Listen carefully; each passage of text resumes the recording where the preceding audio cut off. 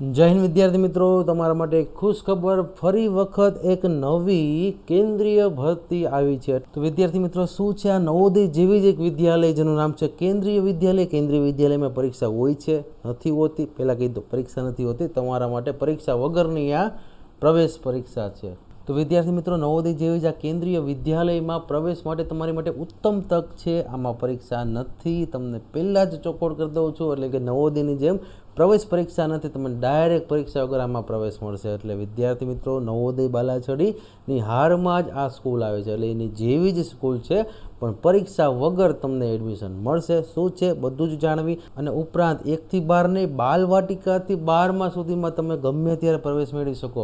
એટલે કે 12 સુધીમાં તમને ગમે ત્યારે તમે પ્રવેશ મેળવી શકો.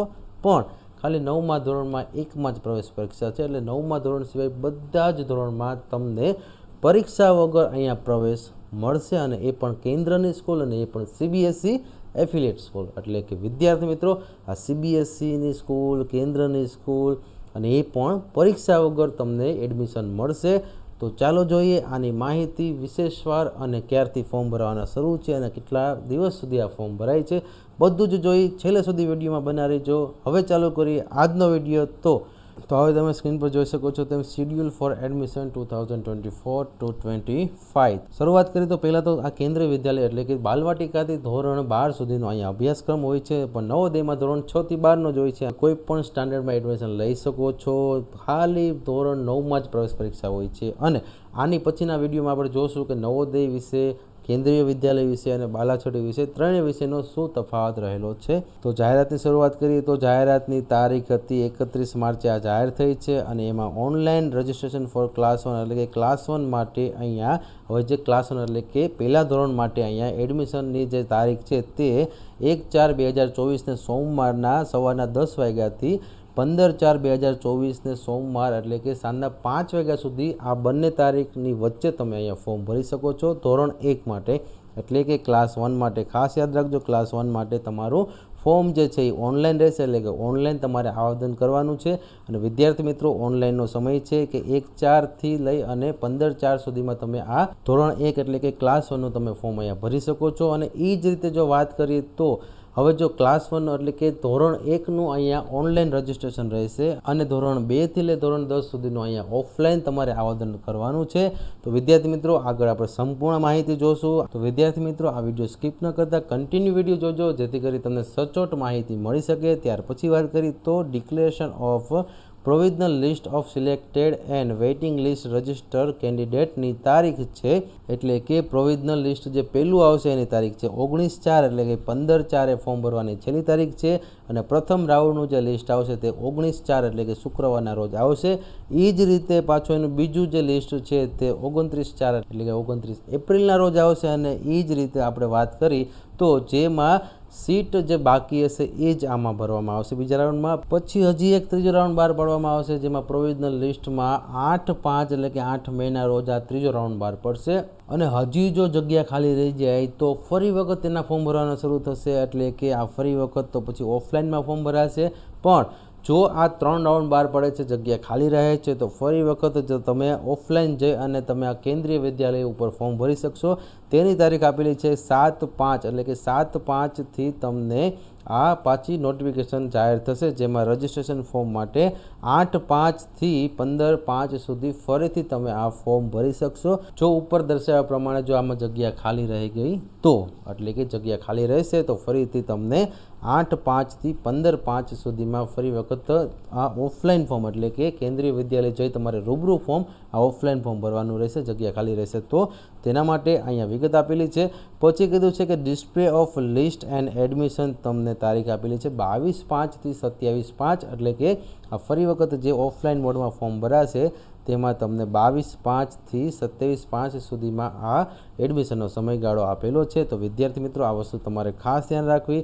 ફોર્મ ભરાવાનો સમય છે 1/4થી 15/4 આ વચ્ચે તમારે ફોર્મ ભરવાનું છે. ફોર્મ ભરાઈ જશે એટલે પછી 29/4 તમને આનું પહેલું પ્રોવિઝનલ લિસ્ટ આપવામાં આવશે, જેમાં જે સિલેક્ટ વિદ્યાર્થી હશે તેને જાહેર કરશે. અને પછી એમાંથી જો હજી જગ્યા ખાલી રહેશે તો પછી 15 પછી 29 એટલે કે 29 એપ્રિલના રોજ તમને બીજું લિસ્ટ આપશે. પછી તમને પાછું ત્રીજું લિસ્ટ આપશે 8/5 એટલે કે 8 મહિના રોજ તમને ફરીથી આ ત્રીજું લિસ્ટ મળશે. એટલે કે વિદ્યાર્થી મિત્રો જો હજી આ 3 રાઉન્ડમાં જગ્યા ખાલી રહેશે તો પાછું ફરીથી તેની નોટિફિકેશન એટલે કે જાહેરાત આવશે તે 7/5 આવશે અને ફરીથી જે જાહેરાત હશે તે ઓફલાઈન મોડમાં ભરવાની છે અને ઓફલાઈન ફોર્મમાં જે ફરીથી જાહેરાત ભરવાની થશે તેમાં 8/5 થી 15/5 સુધીનો સમયગાળો રહેશે અને આના માટેનું એડમિશન 22/5 થી 27/5 સુધી ચાલુ રહેશે. તો વિદ્યાર્થી મિત્રો આ બધી જ તારીખ યાદ રાખવી અને બીજું એ ખાસ યાદ રાખવું કે એમાં SC ST અને OBC માટે જ આ પાછા ઓફલાઈન ફોર્મ ખુલશે. એટલે વિદ્યાર્થી મિત્રો તમારે અત્યારે તમે બધા ફોર્મ ભરી શકો છો પણ એની તારીખ છે 1/4 થી 15/4 સુધીમાં તમે આ ફોર્મ ભરજો. પછી તેનું 19/4 તમને લિસ્ટ પણ મળી જશે. ત્યાર પછી જોઈએ તો હવે જો આ પહેલા ધોરણનું હતું, હવે તમને એમ થશે કે બીજા ધોરણથી 10મા ધોરણ સુધી શું? તો બીજા ધોરણથી ને જે ઉપરના સ્ટાન્ડર્ડ છે એટલે કે બીજા ધોરણથી ઉપરના સ્ટાન્ડર્ડ માટે અહીંયા આ ફોર્મ ભરવામાં આવશે જે ઓફલાઈન ફોર્મ રહેશે. એટલે કે બીજા ધોરણથી ઉપરના જે ધોરણ છે તેનું ફોર્મ ઓફલાઈન છે, ઓનલાઈન નથી. આ વસ્તુ ખાસ યાદ રાખજો. ઓનલાઈન ફોર્મ ખાલી ધોરણ 1 માટે જ છે એટલે કે ક્લાસ 1 માટે અહીંયા ઓનલાઈન ફોર્મ છે અને ક્લાસ 2 થી ઉપર એટલે કે ધોરણ 2 થી ઉપરના બધા જ ધોરણ માટે અહીંયા ઓફલાઈન ફોર્મ રહેશે. આ ઓફલાઈન ફોર્મ ભરવા માટેનો સમયગાળો 1/4 થી 10/4નો રહેશે વિદ્યાર્થી મિત્રો. એટલે કે અત્યારે ફોર્મ ભરાય છે. આ વિડીયો જોયા પછી કાંઈ કન્ફ્યુઝન હોય તો આમાં કમેન્ટ કરજો અથવા તો મને પર્સનલી ફોન કરજો. જો આપણે આના પછીના વિડીયોમાં જોશું કે ગુજરાતમાં કયા કયા શહેરમાં કેન્દ્રીય વિદ્યાલયો આવેલી છે. હવે જોઈએ તો અહીંયા ક્લાસ 2 થી લઈ અને અપર સ્ટાન્ડર્ડના બધા જ ધોરણમાં તમને 1/4 થી 10/4 સુધી ફોર્મ ભરવા માટે સમયગાળો આપેલો છે. ત્યાર પછી જોઈએ તો આ declaration of the list of class 2 onward એટલે કે ધોરણ 2 થી ઉપરના ધોરણ સુધીનું જે લિસ્ટ આવશે તે 10 તારીખે ફોર્મ ભરવાના બંધ થશે. પછી ડાયરેક્ટ તમને 15 તારીખે આ લિસ્ટ પણ મળી જશે. એટલે કે 5 દિવસ પછી આનું લિસ્ટ આવશે જેમાં જે સિલેક્ટેડ વિદ્યાર્થીઓ હશે તેમના નામ હશે. પછી કીધું છે એડમિશન ફોર ક્લાસ 2 ઓનવર્ડ એટલે કે આ 15 તારીખે લિસ્ટ આવી જાય પછી 16 તારીખથી લઈને 29 તારીખ સુધીમાં તમને આ એડમિશનની પ્રોસેસ માટે આપેલું છે. એટલે કે તમારે ટૂંકમાં હું તમને કહી દઉં કે 1 તારીખથી 10 તારીખ સુધી ફોર્મ ભરવાનું છે. 10 તારીખે ફોર્મ ભરવાની તારીખ પૂરી થઈ જાય પછી તમારે અહીંયા 15 તારીખે તમને લિસ્ટ આપશે. એમાં જે સિલેક્ટેડ વિદ્યાર્થીઓ છે તેના નામ આપેલા હશે. આ બધા જ સિલેક્ટેડ વિદ્યાર્થીઓએ 16 તારીખથી લઈને 29 એપ્રિલ સુધીમાં તમારે એડમિશન કન્ફર્મ કરાવી લેવું. લિસ્ટમાં જે વિદ્યાર્થીઓ સિલેક્ટેડ છે તેમને 16 તારીખથી 29 તારીખ સુધીમાં આ એડમિશનની પ્રોસેસ ચાલશે અને છેલ્લે 29/6 એટલે કે વિદ્યાર્થી મિત્રો 29/6 આપેલી છે જૂન એટલે કે 29 જૂન અને શનિવાર આ છેલ્લો દિવસ હશે એડમિશન માટે.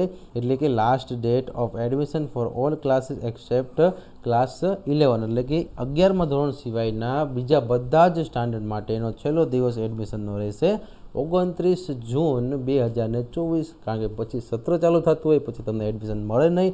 એટલે કે બધા જ ધોરણ હોય તેમનો છેલ્લો દિવસ 29/6 સુધીમાં તમારે આ બધું જ કન્ફર્મ કરાવી લેવું.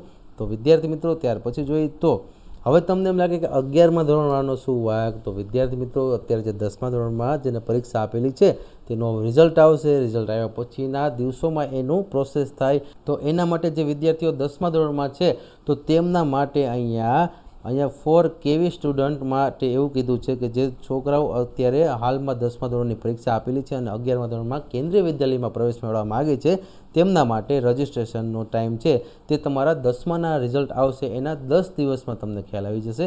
એટલે કે within 10 day after the declaration of class 10 result એટલે કે 10માના રિઝલ્ટ પછીના 10 દિવસની અંદર તમને કેન્દ્રીય વિદ્યાલય દ્વારા આની જાણકારી મળી જશે.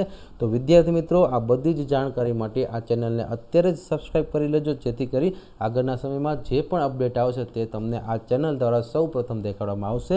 તો વિદ્યાર્થી મિત્રો ત્યાર પછી વાત કરી તો હવે એમ કીધું છે કે કેવી સ્ટુડન્ટ એટલે કે ફોર કેવી સ્ટુડન્ટ રજિસ્ટ્રેશન માટેનો ટાઈમ જે છે એ ડિસ્પ્લેનો જે એડમિશનનો પ્રોસેસનો રહેશે તેની તારીખ અહીંયા આપેલી છે. તારીખની પણ 20 દિવસ આપેલા છે. એટલે કે તમારા within 20 day after the declaration of 10 result, એટલે કે 10માના રિઝલ્ટ આવે છે એના 20 દિવસની અંદર તમને આ એડમિશનની જે લિસ્ટ આપેલું છે કે કયા કયા વિદ્યાર્થીઓ સિલેક્ટ થયા એ તમારા રિઝલ્ટના 20 દિવસમાં ખબર પડી જશે. એટલે કે ટૂંકમાં જો હું તમને વાત કરું તો જે છોકરાઓ 10મામાં છે અને 11મામાં કેન્દ્રીય વિદ્યાલયમાં જવા માગે છે તેમને 10માના રિઝલ્ટ પછીના 10 દિવસની અંદર તમને રજિસ્ટ્રેશન માટેનું આ ફોર્મ ભરવાના શરૂ થશે અને આ રિઝલ્ટના 20 દિવસની અંદર તેમનું આ એડમિશનના લિસ્ટ પણ જાહેર થઈ જશે. એટલે કે કયા કયા વિદ્યાર્થીઓ આમાં સિલેક્ટ થાય છે તે બધી જ માહિતી તમને રિઝલ્ટના 20 દિવસમાં મળી જશે. પછી કીધું છે કે નોન કેવી સ્ટુડન્ટ, એટલે કે નોન કેવી એટલે કે નોન કેન્દ્રીય વિદ્યાલય સ્ટુડન્ટ માટે અહીંયા આફ્ટર ધ એડમિશન ઓફ કેવી સ્ટુડન્ટ ઇન ક્લાસ 11, એટલે કે તેની પછી તેનો ખ્યાલ આવશે. એટલે કે 11મા ધોરણનું એડમિશન કેવી સ્ટુડન્ટનું થઈ જાય પછી જ ખ્યાલ આવશે કે નોન કેવી સ્ટુડન્ટ માટે આગળની પ્રોસેસ કેવી રહેશે. ત્યાર પછી છેલ્લે જોઈએ તો last date of admission for class 11, એટલે કે 11મા ધોરણ માટેનું જે લાસ્ટ ડેટ છે જે એડમિશન માટે એ 30 day from the date of declaration of class 10 result by CBSE board, એટલે કે રિઝલ્ટ જે CBSE બોર્ડ જાહેર કરે છે તેના 30 દિવસની અંદર તમને આ એડમિશનની જે આખી પ્રોસેસ છે તે 30 દિવસની અંદર ખ્યાલ આવી જશે. એટલે કે આ 30 દિવસની અંદર સંપૂર્ણ તમારી પ્રોસેસ બની જશે. તો વિદ્યાર્થી મિત્રો, આ બધી જ અપડેટ માટે અને હજી આગળ પણ આપણે એક નવા વિડીયો સાથે આવશું જેમાં કેન્દ્રીય વિદ્યાલય શું છે, કેન્દ્રીય વિદ્યાલય નવોદય બાલાછડીથી શું કામ અલગ પડે છે, એમાં ને નવોદય બાલાછડીમાં શું ફરક છે, આ બધી જ માહિતી આપણે આને પછીના વિડીયોમાં લાવશું. તો આ બધી જ માહિતી જોવા માટે અત્યારે જ આ ચેનલને સબસ્ક્રાઈબ કરવાનું ભૂલતા નહીં. આ વિડીયોને એક લાઇક કરી દો જેથી ઘણા બધા વિદ્યાર્થીઓ સુધી આ માહિતી સચોટ પૂગે. તો વિદ્યાર્થી મિત્રો, આ વિડીયોને લાઇક કરવાનું ભૂલતા નહીં, આ ચેનલને સબસ્ક્રાઈબ કરી દો. હવે પછીના નવા વિડીયો સાથે ભેગા થાય ત્યાં સુધી જય હિન્દ, જય ભારત.